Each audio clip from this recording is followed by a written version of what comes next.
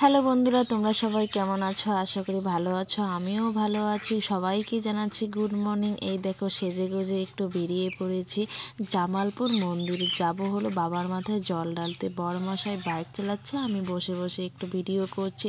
ওই যে ভাস্তা মেয়েকে নিয়ে। এই দেখো যেতে যেতে একটা বাজার পড়েছিল। বাজারটা এত ভিড় ছিল, সেদিন ছিল হাটবার, তাই প্রচুর ভিড় হয়েছিল। মন্দিরের ভিতরে ঢুকে পড়েছি, বাইক সাইডে রাখছি। এটা হলো মন্দিরটা খুব সুন্দর ছিল।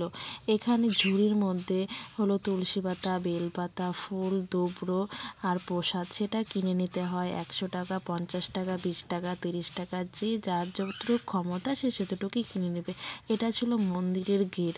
ওই দেখো ছেলে আর বড়মশাই, আমি গেটের ভিতরে ঢুকছি। আমি বাবার মাথায় জল ঢালছিলাম। সে জল, দুধ, বেলপাতা সব কিছু একটা ব্যাগের মধ্যে ঢুকিয়ে এনেছিলাম। ওদের বাড়ির থেকে জামালপুর মন্দিরটা ছিল অনেকটা দূর, তার জন্য সেজেগুজে নিয়ে যেতে পারিনি। তার জন্য একটা ব্যাগের মধ্যে সব কিছু ঢুকিয়ে নিয়ে গিয়েছিলাম। বড়মশাইও বাবার মাথায় একটু জল ঢালছিল। এখানে ব্রাহ্মণ বসে আছে, ব্রাহ্মণকে বললে ব্রাহ্মণ একটু আশীর্বাদ দেয় ভালো করে, যে যেটা মানত করবে সেটা পূর্ণ হবে। সেই মন্দিরের ভিতরে অনেক ছোট ছোট ঠাকুর ছিল। ঠাকুরগুলোর নাম এতগুলো বলতে পারবো না। এই ঠাকুরটা ছিল অনেকটা বড়, একটু কালো ধরনের ঠাকুরটা, জানি না সেটা কি ঠাকুর। এই দেখো গেট থেকে বেরিয়ে এসে দেখি এত বড় বড় গরুগুলো। সেখানে গরুগুলো ছিল খুব বড় বড়। খুব খিদে পেয়েছিল, তখন বাজে 12টা 1টা।